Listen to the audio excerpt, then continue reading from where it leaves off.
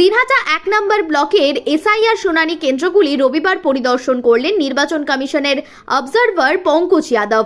এদিন তিনি দিনহাটা ১ নম্বর ব্লক সমষ্টি উন্নয়ন আধিকারিকের দপ্তরে পৌঁছে এসআইআর সংক্রান্ত শুনানির জন্য গঠিত একাধিক ক্যাম্প ঘুরে দেখেন।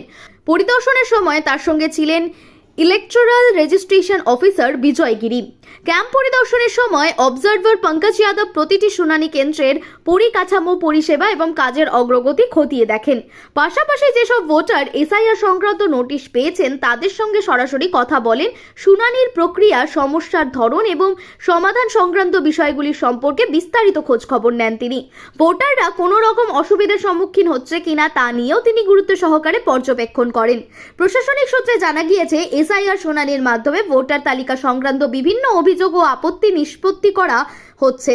নির্বাচন কমিশনের এই নির্দেশিকা অনুযায়ী যাতে পুরো প্রক্রিয়া সুষ্ঠুভাবে পরিচালনা করা হয় তা নিশ্চিত করতে এই পরিদর্শন বলে জানানো হয়েছে। এই দিনের পরিদর্শনের মাধ্যমে ক্যাম্পগুলির কাজকর্ম আরও গতিশীল হবে বলে আশাবাদী প্রশাসন।